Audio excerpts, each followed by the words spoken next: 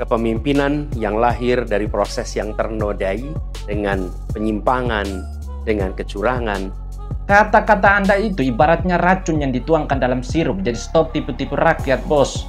Mau Anies atau mau Sahroni, Pak Surya? Kita lihat ini, kalau malam ini Sahroni. Sedangkan Pak Anies mendapatkan jabatan sebagai gelandangan politik. Bahkan untuk dicalonkan sebagai DKI 1 saja, Partai Nasdem sudah tidak mau lagi. Bung Hatta hari ini kondisinya tidak sedang baik-baik saja. Anies kalah. Menang atau kalah, aku tetap Amin.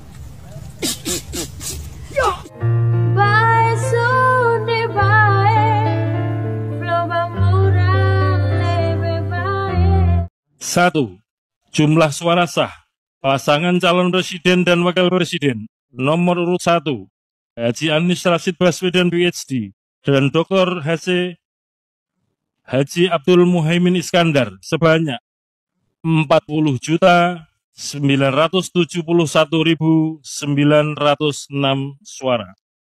2. Jumlah suara sah pasangan calon presiden dan wakil presiden nomor urut 2 Haji Prabowo Subianto dan Gibran Rakabuming Raka sebanyak 96.214.691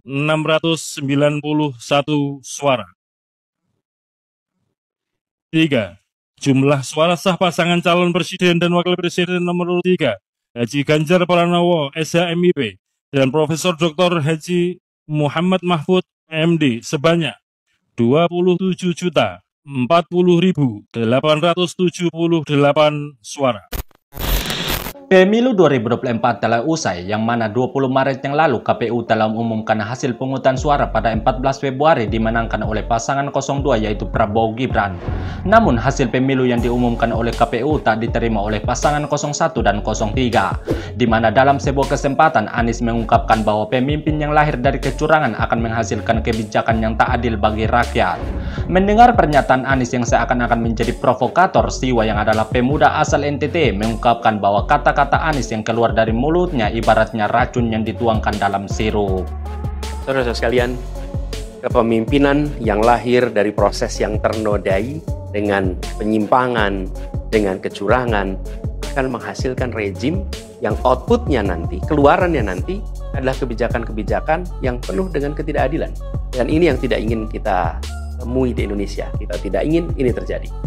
Dalam prinsip negara demokrasi modern, ketika melihat ketidaknormalan, ketika melihat penyimpangan demokrasi, maka langkah yang dilakukan bukanlah marah-marah lalu melakukan agitasi kepada publik, tapi langkah yang dilakukan adalah mengumpulkan semua sinyalemen, semua bukti-bukti untuk kemudian nanti dibawa ke depan hakim, ke depan Mahkamah Konstitusi. Ini ciri pribadi, ciri organisasi, dan ciri negara yang modern, yang matang, yang beradab. Karena itu sejak awal kami katakan, kami tidak akan gegabah.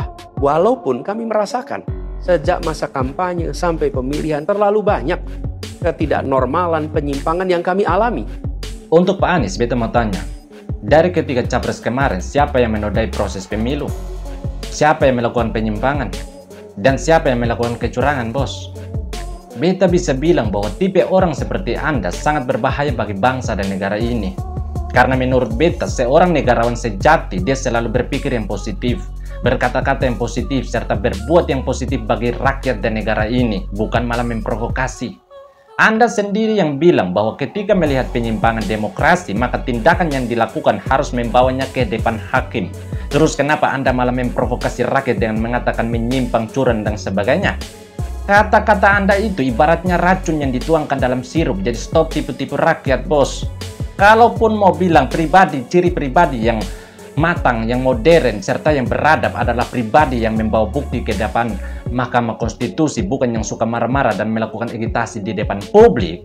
Justru pendukung Anda yang suka marah-marah, yang suka demo di depan KPU, Bawaslu, hingga DPR. Terus kenapa Anda tidak suruh dorong stop untuk marah-marah di jalan? Apakah Anda mau bilang bahwa pendukung Anda adalah ciri orang yang tidak modern? Apakah Anda juga mau bilang bahwa pendukung Anda adalah ciri orang yang tidak matang serta tidak beradab? Pendukung Anda yang suka marah-marah, bukannya suruh orang diam, malah suruh orang lain diam. Kan ngawur. Ajar pendukung Anda itu supaya dorang itu tahu diri, supaya dorang itu tahu bahwa kalah itu kalah, menang itu menang, bukan sudah kalah merasa menang, bos.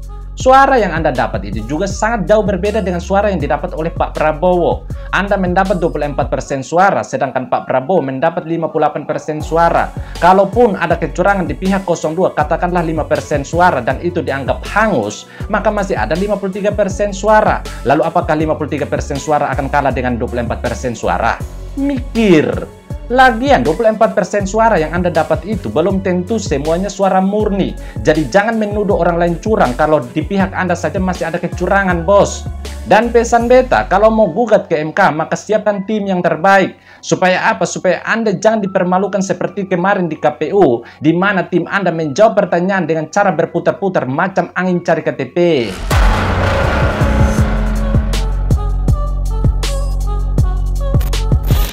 Berbeda dengan Anies yang tak sanggup menerima kekalahannya, Partai Nasdem yang adalah partai pengusung Anies justru dengan berbesar hati menerima hasil pemilu yang diumumkan oleh KPU. Di mana dalam jumpa pers, Surya Paloh yang adalah Ketua Umum Partai Nasdem dengan gagahnya mengucapkan selamat pada pasangan terpilih yaitu Prabowo Gibran. Sebagai sebuah mekanisme yang telah ditetapkan dan kita sepakati bersama dalam kehidupan politik kenegaraan, inilah hasil pemilu yang harus kita terima. Suka atau tidak suka, mau atau tidak mau, kita harus menerimanya. Partai Nasdem menyatakan menerima hasil pemilu tahun 2024 yang telah dilaksanakan pada tanggal 14 Februari 2024 yang lalu. Baik pemilihan anggota legislatifnya maupun pemilihan presiden dan wakil presiden dalam Pilpres. Partai Nasdem juga mengucapkan selamat pada pasangan Prabowo Subianto dan Gibran Rakabuming Raka sebagai pemenang Pilpres tahun 2024.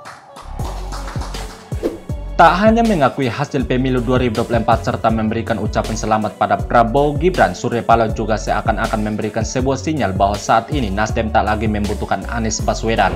Hal tersebut ditunjukkan oleh Surya Paloh ketika ditanya oleh para wartawan terkait siapa calon yang akan diusung oleh Partai Nasdem di Pilkada DKI Jakarta mendatang. Surya Paloh pun dengan tegas mengungkapkan bahwa nama yang ada di Partai Nasdem saat ini untuk bertarung di Pilkada DKI adalah Ahmad Syaroni, bukan Anies Baswedan. DKI 1 Pak Surya. Ada Anies, ada Sahroni ini. Mau Anies atau mau Sahroni Pak Surya? Kita lihat ini, kalau malam ini Sahroni.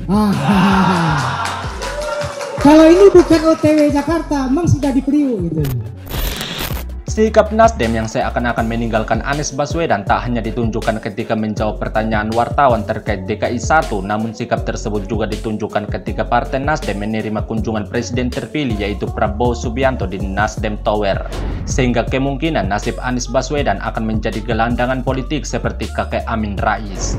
Menanggapi dinamika tersebut, Siwa pemuda asal NTT mengungkapkan bahwa hal tersebut adalah karma bagi Anies disebabkan karena Anies pernah meninggalkan Prabowo dan AHY.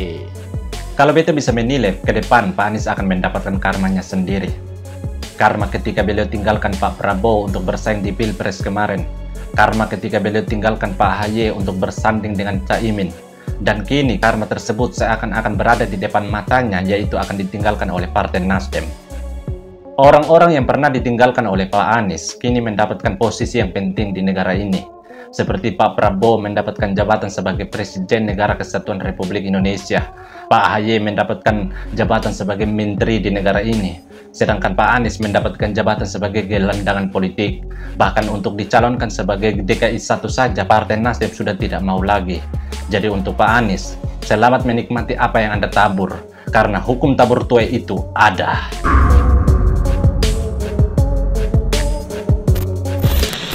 Dinamika politik yang menimpa Anies usai mengalami kekalahan hingga kemungkinan ditinggalkan oleh Partai Nasdem membuat para pendukung Anies menjadi kecewa, di mana rasa kecewa tersebut seakan-akan menjadi racun dalam jiwa mereka sehingga tak sedikit para pendukung Anies mengalami gangguan jiwa. Bung Hatta hari ini kondisinya tidak sedang baik-baik saja. Hajat hidup orang banyak yang harusnya dikelola memanfaatkan sumber daya alam hari ini dimanfaatkan oleh sebagian. Integritas yang Bung Hatta tunjukkan hari ini menjadi barang mewah yang susah dicari. Bung Hatta memberikan kita keteladanan. Insya Allah jadi inspirasi. Dan kami mendoakan Bung Hatta dengan semua hibah, waktu, energi, pikiran. Dan di sisi lain, kita semua mendoakan diri kita semua untuk bisa mewujudkan apa yang dulu menjadi cita-cita para pendiri bangsa. Sini kumpul semuanya, ya kumpul, dengar baik-baik. Dalam pemilihan presiden kali ini, saya tugaskan kepada kalian untuk memilih 01.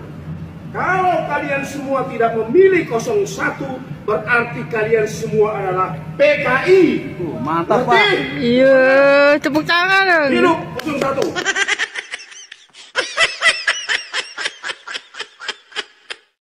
Juara nomor 1 menang, ya Allah, menang ya Allah.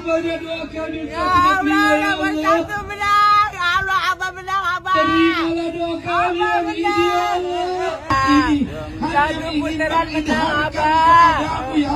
Engkau yang maha perkasa ya Allah. Abah menang. Engkau yang maha membolak-balikan hati ya Allah.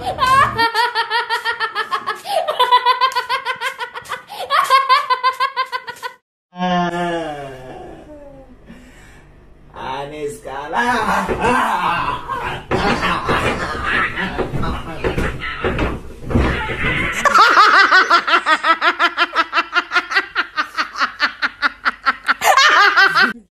Akan seluruhnya ditutup. Aku tidak redo. Menang atau kalah, aku tetap amin. Ya. Assalamualaikum warahmatullahi wabarakatuh. Bung Hatta hari ini kondisinya tidak sedang baik-baik saja. Hajat hidup orang banyak yang harusnya dikelola memanfaatkan sumber daya alam hari ini dimanfaatkan oleh sebagian. Integritas yang Bung Hatta tunjukkan hari ini menjadi barang mewah yang susah dicari. Bung Hatta memberikan kita keteladanan. Insya Allah jadi inspirasi.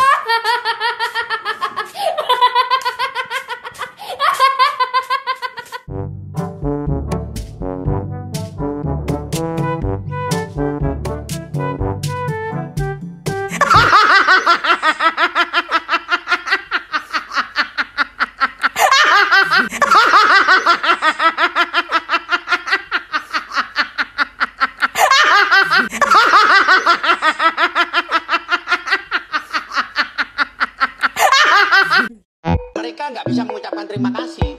Nah, kalau memang mereka tidak bisa mengucapkan terima kasih, ini aja nggak mau mengucapkan terima kasih. Ya, karena apa? Karena pedot.